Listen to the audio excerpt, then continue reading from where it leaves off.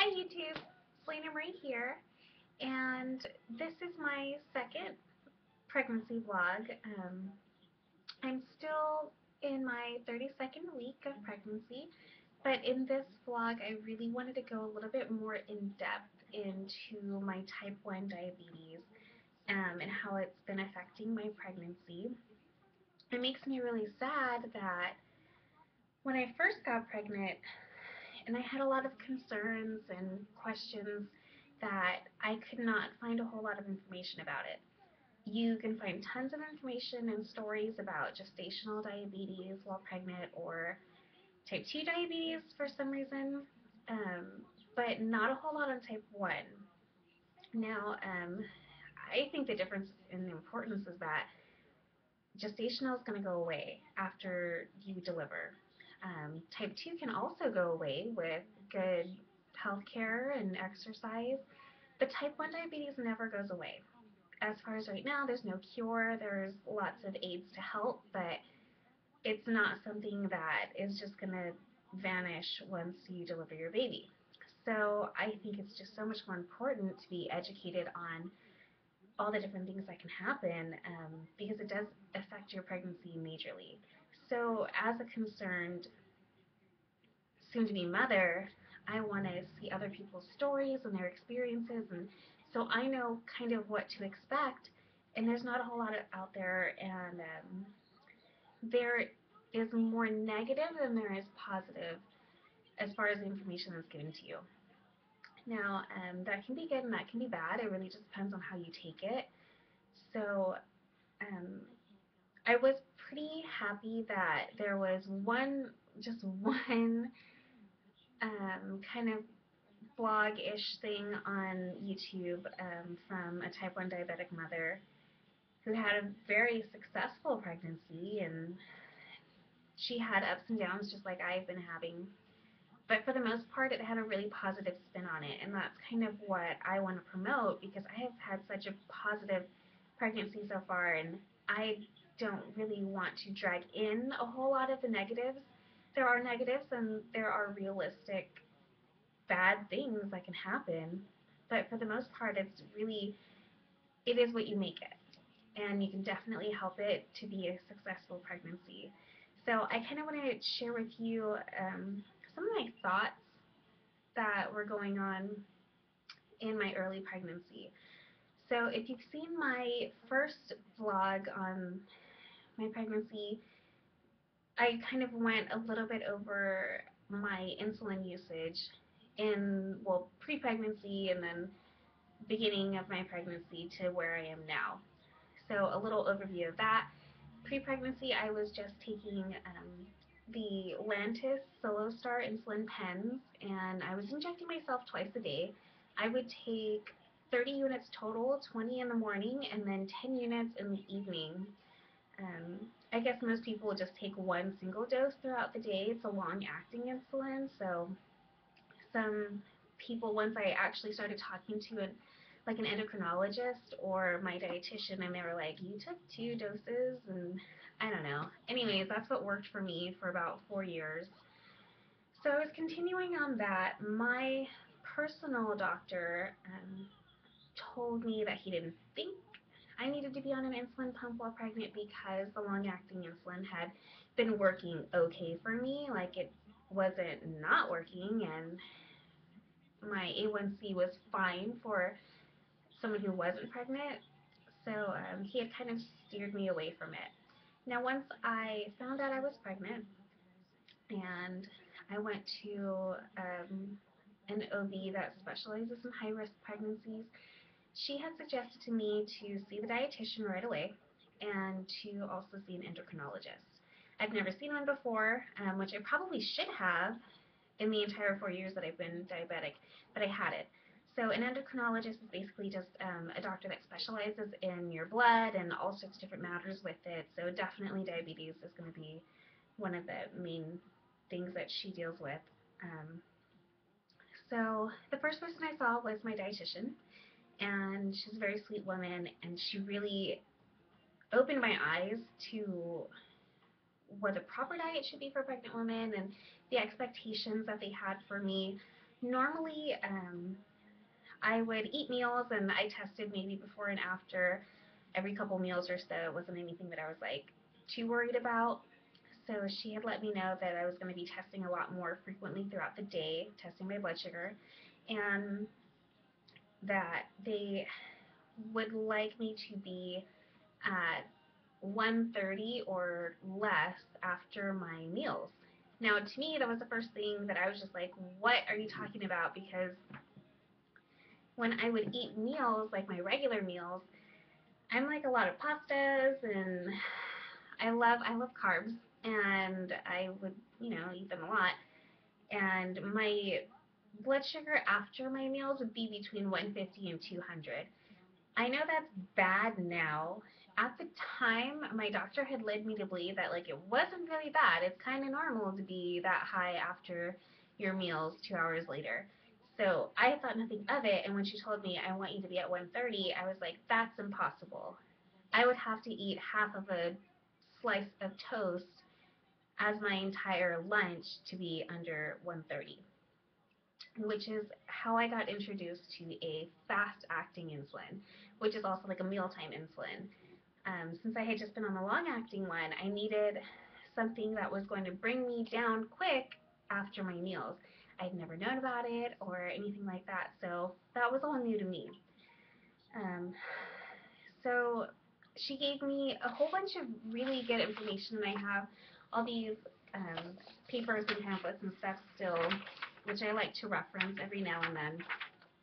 And I think these are really awesome, and they just tell you for what kind of food you're eating, how much, like say a cup of whatever is going to be 15 carbs, or I think it all kind of breaks it down to you in 15 grams. So let's just say, for instance, what do I like to eat a lot? Okay, fruit. I'm a really big fruit person. So it'll tell you one small apple is about 15 grams of carbs, and 3/4 of a cup of blueberries are 15 carbs, half of a banana is about 15 carbs. It shows you everything in the bracket of 15 carbs and how much you can have of each, just so you can kind of like gauge things. So say if you're having a full banana, you're obviously not going to eat half a banana unless you really want to eat just half, but you'll know you're just around 30 carbs. So I use this a lot just in reference to certain things. And she had also given me kind of a meal plan guide, and she circled, oops, right over here. She circled like between how many carbs they want me to have, and at the time, while I was still adjusting to my fast-acting insulin, there were a certain amount of carbs that I should have. So they give you examples. I've had a couple friends, and also this is just really good information for a type 1 diabetic who is new to pregnancy. You've really got to be on a strict diet. Your diet is everything, and I think that's what freaked me out the most, because what was constantly ringing in my head is that the life of my child and the baby that I wanted so badly to be happy and healthy, everything about her and her life relied on what I put in my body. Life or death for her depended on what I put in my body. If I didn't take the proper care to get on the right insulin, and if I ate like a regular pregnant woman and just ate until all my cravings were satisfied, I could kill my baby. I could easily kill my baby. And I heard tons of stories about women who just had out of control blood sugars, and by the fourth month, they miscarried. Um, and that was just so terrifying. And researching those things and hearing those stories and learning about it myself, it was a big eye opener. And I was just like, I cannot, as much as I want to eat that entire sandwich when I couldn't, I had to cut myself back. And that was fine with me. I was going to do whatever I had to do to make sure that I had a healthy baby. And yeah, it even to this day still, I've gotten over that hump where, I can kind of fudge things a little bit accidentally, like say if my blood sugar was too high and it's not affecting her as bad as it was in the early stage. So those beginning months from conception to 4 months, 5 months, her life depended on what I put in my body, on what I put in my mouth, on what I ate, everything. So it's really, really important to take a strong hold of your diet right then and there. You make your changes right then because it's going to be easier, because you started early, and maintaining that diet throughout the pregnancy, it's completely worth it. So for breakfast on this little sheet of paper, an example breakfast would be a slice of toast with butter, 1 egg, and 4 ounces of milk. Milk was kind of hard for me to drink. For some reason, milk always makes me kind of fluctuate with high blood sugars and that. However, if you have a low blood sugar, if you're having like a bout of low blood sugar during the night and stuff, just 4 ounces or a cup of milk if you wanted to up it up that much, um, takes care of that low blood sugar. So I love drinking milk in the middle of the night. Another example would be a whole wheat waffle with with peanut butter and 4 ounces of milk, um, or a whole wheat tortilla with cheese, eggs, bell peppers, decaf coffee with Splenda or Equal. Breakfast was the hardest part of the day for me. Breakfast always kind of fluctuates. I mean, it even does now. When I was pre-pregnant, see, um, breakfast wasn't really a big deal. I didn't notice anything different. I learned from my endocrinologist about dawn phenomenon, which basically means that you have a higher blood sugar in the morning, just out of random. Say if you went to sleep with like an 80 milligram or whatever, 80 blood sugar, and say you test your blood sugar at like 7 a.m., it's going to shoot up. For some reason, it's always higher in the morning.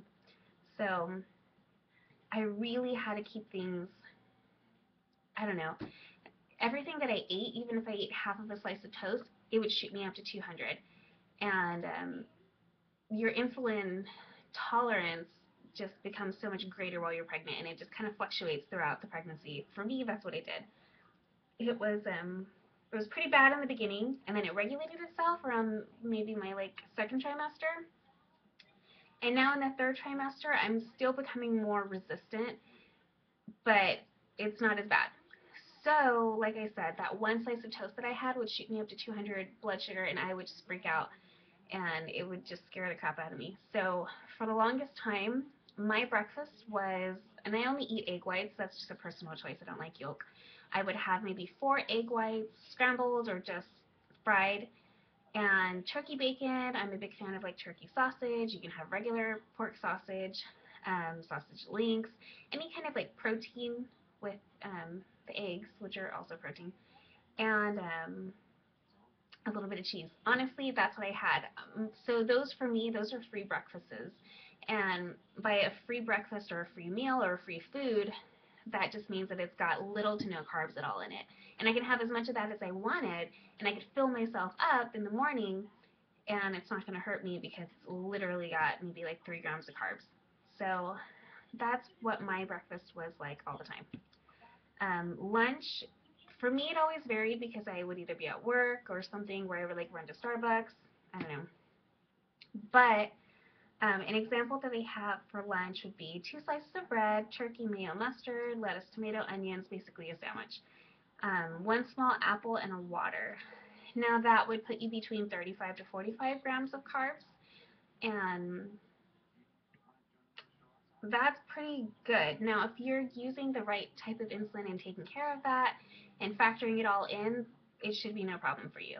For me, when I would be at work, I would run to Starbucks and I would always eat their veggie breakfast sandwiches. I would eat that for lunch all the time. And that's always 30 grams of carbs, and it was like a perfect little snack. I had a half-hour break, so that's usually what I would eat. Now, for dinner, for me, what worked the best is I made chicken like every day. I would grill chicken, and I would basically have it with tons of steamed vegetables. I can eat as much of those as I want. Again, the chicken and the vegetables are basically like free foods, except for the veggies sometimes would vary if it was corn. say for instance, that's going to have more carbs in it. It's a little bit sweeter of a veggie. And I would have a carb. So I would have like toast, or I would have garlic bread or brown rice. Now, brown rice still is a little hard. White rice is definitely more difficult to eat. For some reason, the wheat and the whole wheat foods are a whole lot better for you and easier to break down, and like they take it slower. And then the bleached flour things like white bread and white rice, those tend to spike up your blood sugar quicker and faster, and it's not as good. So try to stick with like whole wheat products and whole wheat bread and the brown rice, stuff like that. It's going to definitely treat you a whole lot better. So in the other video, I showed you a blank paper of what my, basically like my meals are. Now this is one of the old ones that I pulled up, and this is what it looks like when it's all filled. It's a pain in the butt to fill it in and write down everything that I'm eating and all my pre-food blood sugars and post-food blood sugars and midnight blood sugars and bedtime and snack time and all of these blood sugars. It's a pain in the butt. But that was from like the early, that was like my very first one that I had ever filled out. So it was, I had a lot of high numbers on there. I had a lot of 200s, and don't be discouraged by that. I think to me, it made me freak out because I didn't want to see anything over 130. And at that time, I was still regulating between like getting a mealtime insulin and then still using my long-acting insulin, and I was not on the pump just yet. So it was harder for me to figure out what I was doing and eating. So now that I'm on the insulin pump, I would highly, highly recommend anybody who is a type 1 diabetic thinking about getting pregnant or are pregnant to get an insulin pump. I know it's kind of hard and it's a little expensive. I have excellent health insurance, and I know not everybody can say that, but my health insurance really took care of a lot of the cost, and it's only, I don't know, it's only cost me out of pocket about $1,200 for the entire thing, and like first shipment of like all my products that I need to put it together and stuff, and all the information. And to me, that's excellent. I mean, I'll be on this thing for the rest of my life. I've chosen to do that and take that route than going back to injections. And it's totally worth it. It has changed my A1C for the way better. I started at a 6.9, which was like in an average, and it's getting close to not being very good, but it's like in the average range. And now I'm down to a 5.2. So I never thought I would see myself at a 5 point anything. So it's really good. A 5.2 is excellent, almost completely normal. So I've done a good job. And even now in my third trimester, I still see a couple 200s here and there. And usually when I see those 200s, it lets me know that my insulin resistance is starting to go up a little bit more, so I have to adjust it on my pump. Oh, so I wanted to show you, this is just one of the little vials that I use. And I had read that when you're starting, your pregnancy and it's like early, your insulin usage is going to like increase dramatically, and it's not kidding. So I don't know if you can see this very well, but I'll just kind of point out to you. Now, when I first started using this, I was maybe able to go up to this one line, which is like 100 units, and I would not be able to use all of that within a 3-day period. So I would be wasting insulin. So now, down to the third trimester, I'm using all the way up to the 3. I'm using 300 units of insulin within 3 days. That is a whole crap load of insulin to me. To think that I started out and I couldn't even like go through that 100 units, and it wasn't, I don't know, my insulin to carb ratio was maybe like 1 unit to 15 carbs. And now my insulin to carb ratio is 1 unit to almost 5 carbs. So it's increased a lot, and I go through, this is my vial of insulin, so I can kind of show it to you this way. This is my vial of insulin, and I use Novolog, and this whole entire thing will maybe be on in a couple days now, when I could go through one of those within a couple weeks. So that's the difference on that. I think I've kind of broke it down to you guys enough, coming from a diabetic's point of view, and I just want to encourage all of you women out there, like, things will be okay. You really have to be strong for yourself and put your foot down and say, I'm going to make some changes, and it's going to be gnarly hard, but it's totally worth it in the end. I was nervous every day.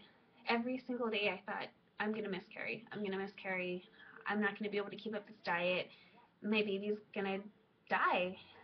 And that was a fear that was in my head for quite a few months. And until I saw those results and I saw that my A1C is getting better and better and better, that I started to feel better about myself and like I am doing a good job and I'm trying my hardest and it's paying off, then it's totally worth it.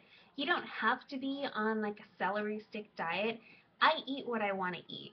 I just have to make sure I'm counting my carbs or adjusting it correctly. I can have that cheeseburger, and I do definitely eat candy sometimes, and I have ice cream. I don't splurge all the time on those things. Sometimes I'll just go and have a couple spoonfuls of ice cream. I can't have an entire ice cream sundae that I would want. I always break up things, or me and my husband, I'll have him finish off the rest of it. Pizza's really hard to eat, and sometimes I'll allow myself to eat it, but I know I'm always playing like Russian roulette because that blood sugar is crazy after pizza. And you really have to hit it perfectly to be able to eat it correctly. And that's like a whole other story. But, I mean, don't feel like you're just obligated to eat these free carb foods and, eggs every day, eggs for breakfast, lunch, and dinner. Like, no, you can have all the food that you want in moderation. Moderation is the biggest thing. So as long as you keep that in mind, you're going to have a happy, healthy pregnancy just like I had. So if you have any questions, please feel free to ask. I'm not an expert, but I know my body, and I know it's worked for me, and I know it'll probably work for lots of other women too. So thank you guys for watching, and I hope you feel a little bit more informed. Um, I'm a type 1 diabetic. I love it. I love being diabetic. I think it's awesome because it's making me a better person. So thanks for watching. See you guys. Bye.